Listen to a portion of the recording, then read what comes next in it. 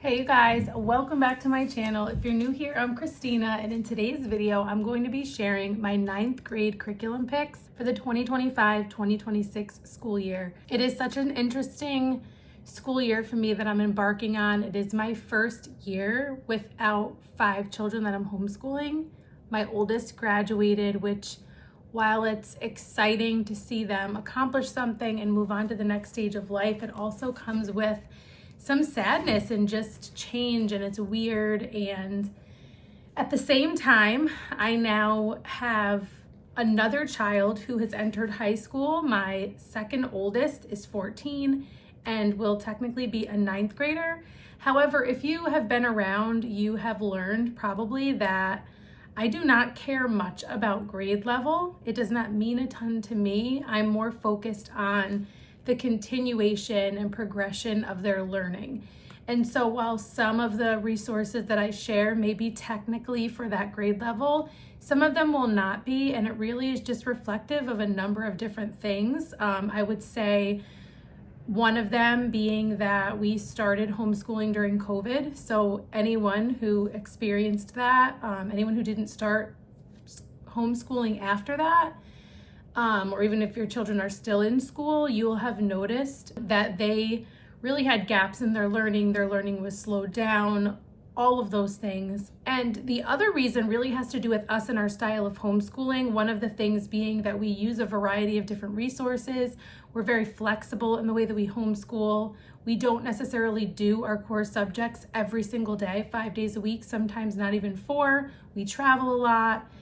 We mix in lots of other different curriculums and subjects and things like that, really focusing on an engaging, authentic learning experience versus trying to keep up with a grade level. So I hope that makes sense, especially when there are so many things that are taught in a spiral method. Like you'll see them pop up year after year, you'll see them reviewed, you'll see them built upon. So a lot of things are repetitive, all the things. So there are so many things. I could do a whole video talking about just that, but I just wanted to preface it a little bit that while you may find curriculum videos where parents are like right on grade level and that is a focus for them, and that's great if that works for them, that's not a main concern or focus for me. So I just wanted to preface that in case you're new here. Some of my history is I used to be a 10th grade English teacher as well as teaching ELA for grades 5 through 8. So I have a lot of experience and I kind of see things a little bit differently in terms of how some of the things that are emphasized, like grade level and what should be done at certain grade levels, it's kind of, I'm trying to think of a nice way to say it, but it's kind of nonsense, a lot of it, right? Like, learning is not linear. Some subjects are built upon foundations and some are not. Like you can jump into history anywhere, or you could start at the beginning. You could start at the grade level that you feel your child is ready or interested or whatever it may be. So anyways, that's a perspective I'm coming from. The very first subject that I'm going to cover is not typically the subject I would start with. However, I'm doing it because I'm really excited to announce the brand new release of high school biology from The Good and the Beautiful. They have not before had high school level science. And so while I had brought my former high schooler in on science courses that we were doing, they were not technically high school level, and I would supplement or do different things with him to make up for it. While I certainly could have chosen a different curriculum altogether, I really do like a family style learning environment for many things, not everything, but science is really one of them that I have enjoyed. Keeping kids together as much as possible for those things and having kind of like that common ground, that connectedness, and kind of simplifying in a lot of ways. However, when I saw that The Good and the Beautiful was coming out with high school level science, I could not have been more excited because I feel like my 9th grader is going to be right on target with this. Like the way his mind works, I feel like I did notice this past year that he needed more than what he was getting in some of the science courses. So I will say some, not all. Like when we did Health in the Human Mind from The Good and the Beautiful, while technically he was at the older end of the range that they recommend and there was still a lot of learning that took place, I noticed that he could be challenged a little bit more. Another example that I'll give is we started chemistry this past year and I put it down because I felt like it was too simple for him. So I'm really hoping they come out with chemistry next, because that would be the next thing that I would cover with him after this. So I'm very flexible with grade level. I take it as a recommendation. I don't just ignore it. And then I just notice whether or not it's working. So very excited about this. I actually want to do a quick little flip through for you guys, but I'm going to go through all the subjects that I have chosen that I'm sure about, and then I will give you a quick flip through. But I will just tell you briefly that it is 6 units, each of which have its own workbook. This is student led. There are video lessons, and it is a very rich and engaging curriculum, which I'm very excited about. There are tests and quizzes, so there is a test and quiz booklet so that you can kind of keep a pulse on their learning and assess them, since this is something that they're doing independently. Now, again, if you've been around, you know that tests and quizzes are not my thing in general. However, I do think in certain areas they can be beneficial. So I don't think this is going to be a stressful thing. I am not going to frame it as a stressful thing. I'm going to frame it as like, this is how I can see how you're doing with your science, since this is something that you're going to be doing independently. So I wanted to share that because I'm just so excited about it. I will have the link for this down in the description box below, and it is on sale. There is a launch sale happening that is not going to be for very long. So if you're thinking about grabbing that, now would be the time to do it, because you don't want to miss that deal. Okay, moving on to language arts. So he is currently working on level 7 language arts. So while we're finishing up grade 8, he's actually in the middle of the level 7 language arts. And I've kind of already explained most of the reasons for that, because we are pulling from a variety of different resources, and we learn in a variety of different ways. So I'm not going to get into deep explanation about that. What I will share with you though is that while I think he is still going to be finishing this up in the beginning of next school year, I haven't decided yet whether I'm going to jump right into high school language arts level 1 from the Good and the Beautiful, or if I'm going to have him do a year of the level 8 book studies. So that is what I did with my oldest. I had him do the level 8 book studies, and he really enjoyed that. And I thought it was really solid. He was getting a solid language arts curriculum that was literature based. So he was learning grammar and all of those things through the study of literature, grammar, vocabulary, writing, all of those things. So I thought that was really great. So I'm kind of on the fence about how I'm going to do it. So I'll keep you guys posted when I decide, but there is not technically a level 8 language arts from the Good and the Beautiful. You can either jump right into the high school level 1, or you can do a year of the honors book studies from the Good and the Beautiful. So I will keep you guys posted on that. I think either option is wonderful. One thing that I do miss, so I think the high school language arts is super solid. I really think it's amazing, and it was great for my oldest son. And I think it will be great for my 14-year-old as well. However, it isn't as structured in terms of pacing as the younger levels. So they don't give you like, you know, a lesson 1, and here's everything you do for lesson 1, and here's lesson 2. It really is self-paced. So they're broken up in 10 different units and 10 different booklets, but you kind of have to pace yourself.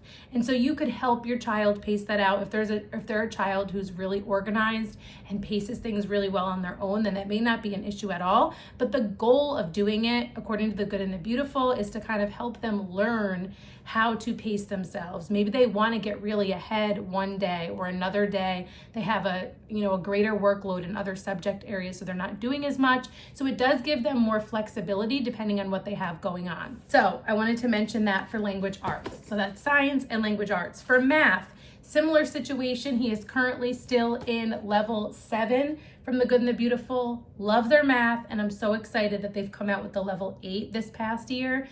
And this is going to sound weird, but I'm also like a little bit excited that he's not finishing up level 8, because I would be having to make a big decision about math at this point.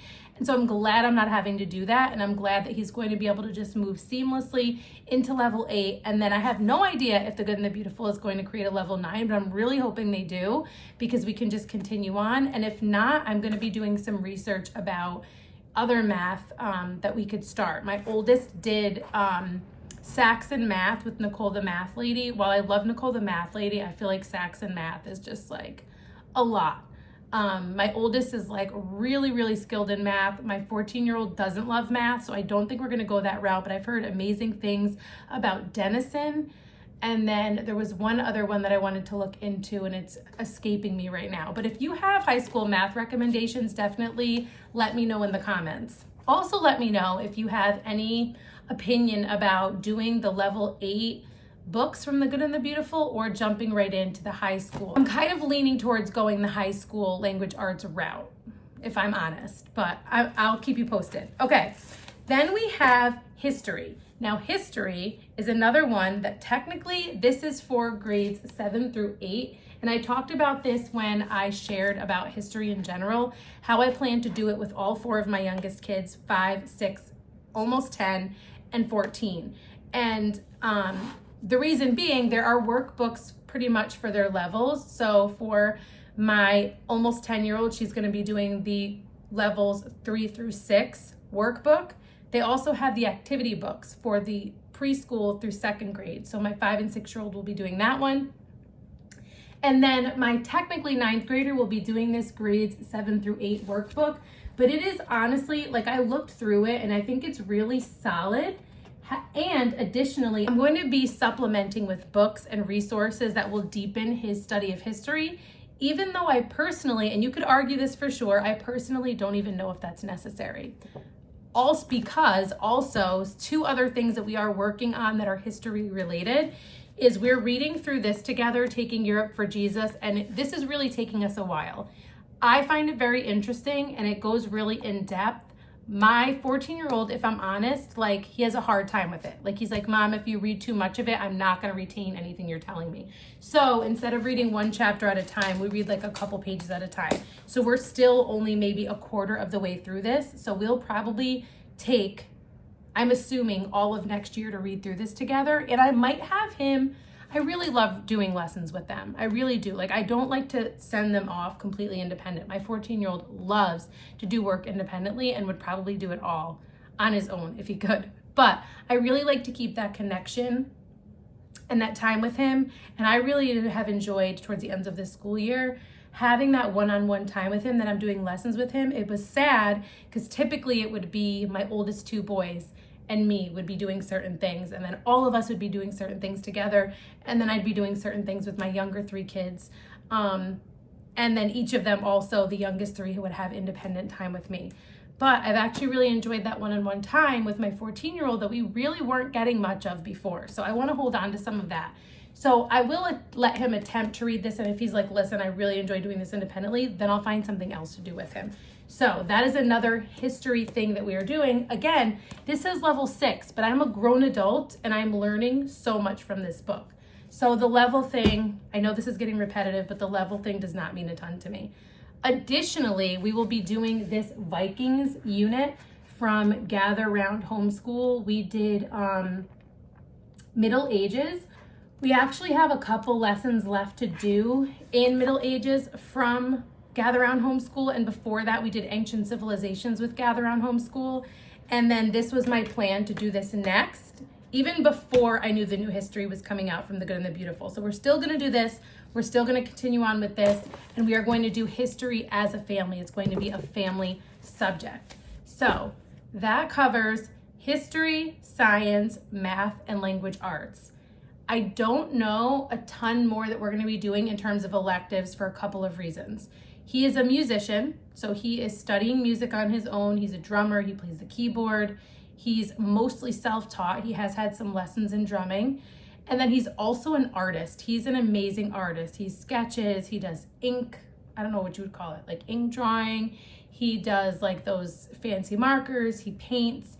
And so really, I don't necessarily think he needs formal academics in either of those areas unless I find something that's really interesting to him that would help to develop those areas a little bit more for him, which I think is great if we find something like that. So let me know if you have any recommendations for that. For my younger daughter, the other thing that just released also though from The Good and the Beautiful is Music Appreciation 1, and this says for grades 3 through 8. So I'm going to look through this a little bit more because I just got this. I'm definitely going to be using it with my 10-year-old and probably just pulling in my 5 and 6-year-old just for them to pick up whatever they pick up and to include them. But I may find that this is something that will also be great for my 14-year-old, or I may find because he's so musically inclined, it's not enough for him. However, I feel like it might be kind of a good balance. We'll see, and I'll keep you posted on that. But I wanted to let you know about that as well. So I will link that down below in case this is something that you are interested in. Other than that, he did express interest in the entrepreneurship unit from Gather Round Homeschool. So I think after Vikings, because I don't like to have more than one gather round. I say that, but I've done it plenty of times. Ideally, I don't like to have more than one gather round unit going on at a time. So for the sake of not overwhelming myself or him, once we finish this, whenever that is, I think it's going to be closer to the beginning of the school year, then I will grab the entrepreneurship unit and do that with him, because he definitely is very entrepreneurial. And when I brought it up to him, I wasn't sure if he was going to be excited about it or shoot it down. And he was like, no, that's something I'm definitely interested in. Because as we were studying Middle Ages, if I'm just honest, he's like, Mom, why do I need to know this?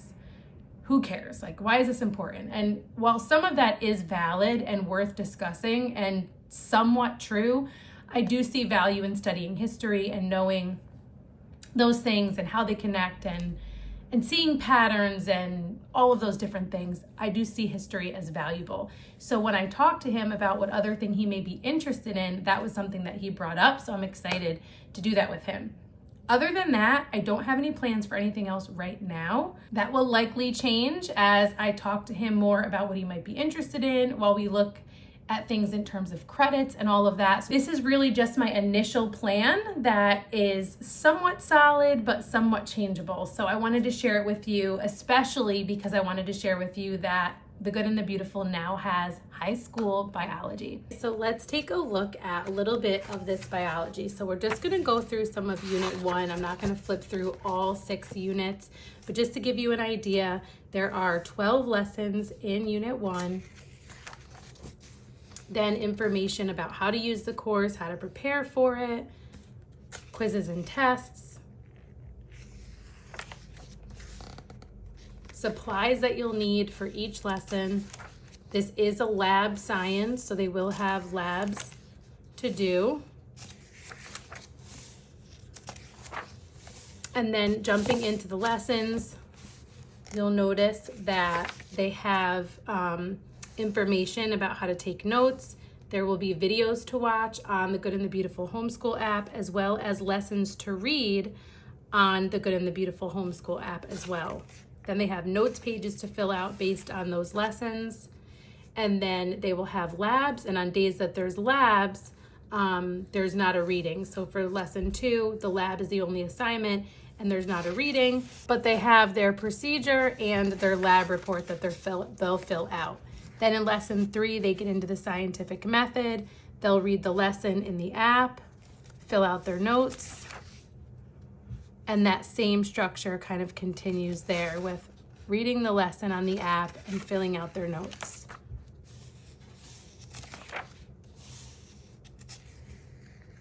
They have another lab here for how to use a microscope.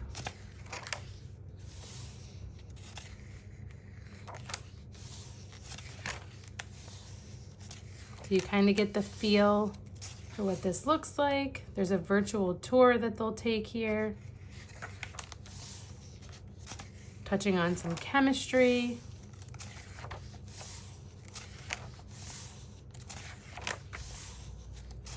Bacteria.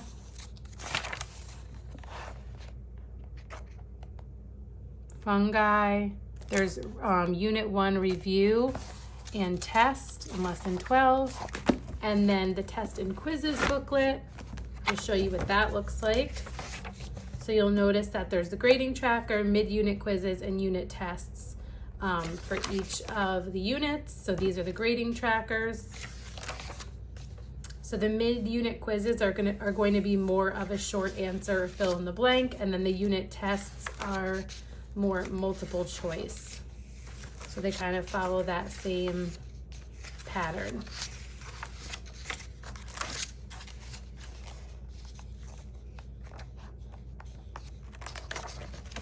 So Let me know if you have a ninth grader, if you've had a ninth grader and what you loved using with them. If you have any questions, if you have any recommendations, let's talk about it all in the comments. And in the meantime, I will link everything down below in the description box for you. Be on the lookout because I am going to be sharing my 5th grade curriculum picks very soon as well. If you're not already following me over on Instagram, you can also follow me there at rooted_homelife. And I hope to see you soon in one of my next videos. Until next time, stay rooted.